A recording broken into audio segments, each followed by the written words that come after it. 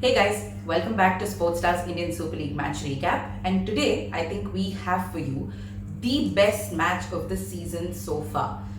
You could agree or disagree, and you can drop your thoughts in the comment section on whichever platform you're seeing this video on. But nevertheless, we have a cracker of a game to discuss today. Mumbai City's 4-2 victory over Jamshedpur FC. It was a top of the table clash with two very strong teams getting together to decide who's better. And Mumbai City FC came out with top honours and 3 points to their name. And loads of positives, of course, which we're going to be discussing in this video.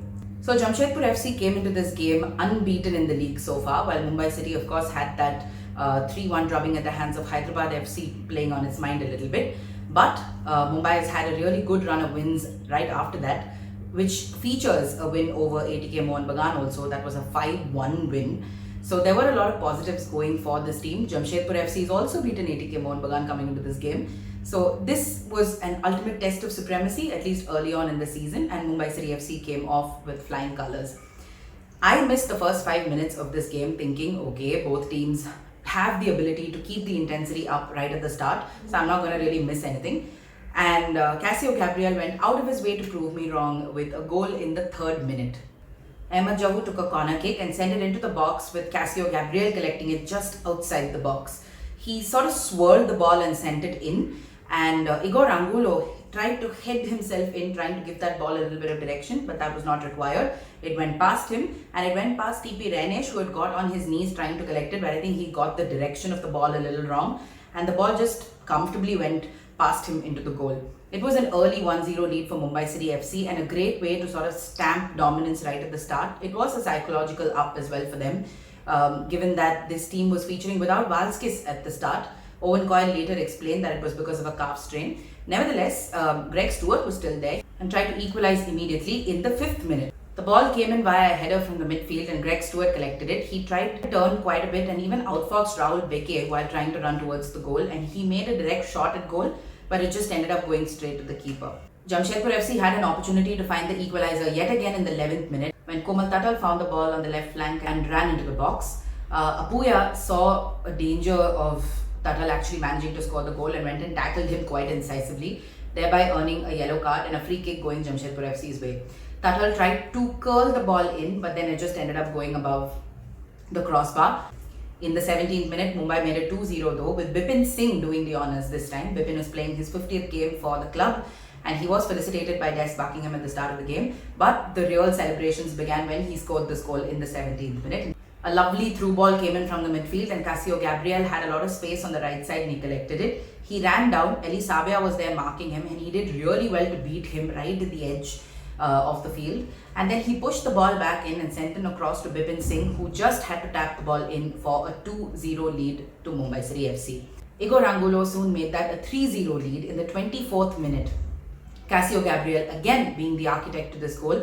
Jamshedpur FC had themselves to blame here because they lost the ball in their own half, allowing Cassio Gabriel to take it and then thread it into the field. Igor Angulo got sight of the ball, and his first touch itself was enough to beat Eli Sabia, and he just nicely swung the ball with his left foot into the goal to give Mumbai a 3-0 lead. It was a beautiful goal, as Igor Angulo goals come.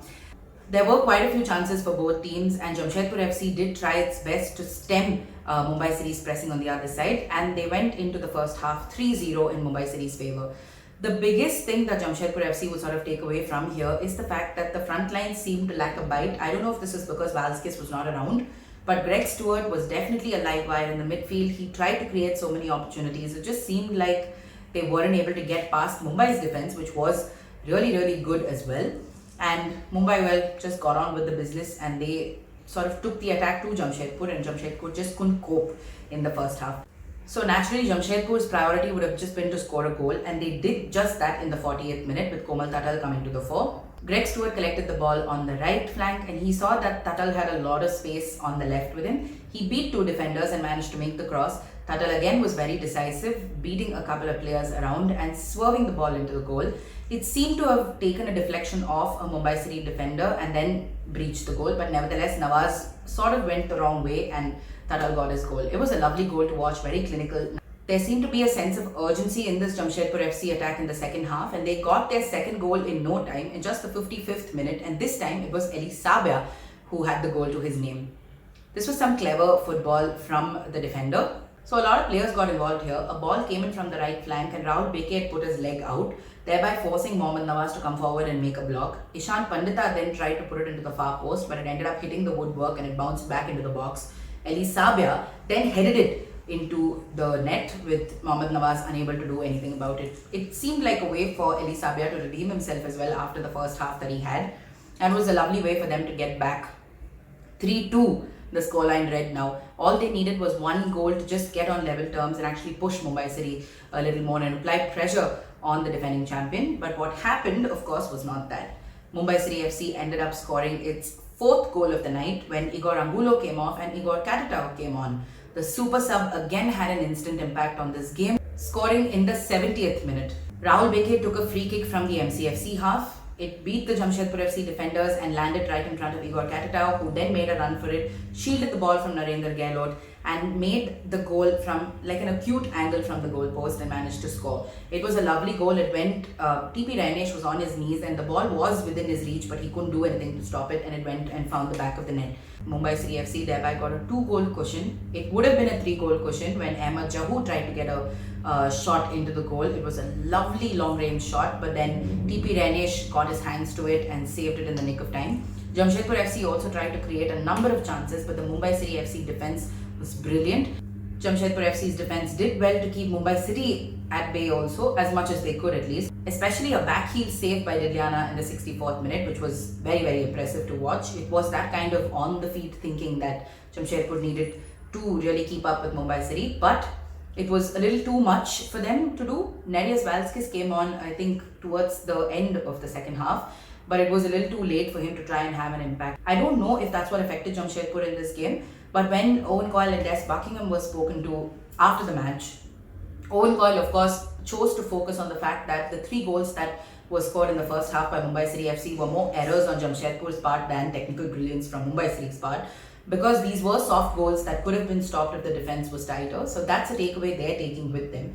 Des Buckingham, meanwhile, said that it doesn't matter where the team is right now, it matters where they finish. So even though you have a cushion, even though you've extended your lead at the top of the table, there is much work left to do, given that this is just like the first quarter of the league. And it will be interesting to see how Mumbai City FC goes on to maintain this kind of dominant streak that they've had going in the league so far. Lovely game of football, very intense. If you have an opportunity, please go back to the streaming app and go and check this game out. It is worth your time. The fact that this clash was built up so much also added to the excitement of it, and if only we could have fans in the stadium to watch this game, it would have been one heck of a match. Anyway, after this game, here's what the points table looks like. Mumbai City FC and Jamshedpur FC are still in 1 and 2, except that there is now a 4-point difference between the two sides. Mumbai quite comfortably digging its feet into that top spot. Anyhow, this clash has been put to bed and we've got an exciting encounter coming up as well. Odisha FC versus Northeast United is the match of the day for Friday.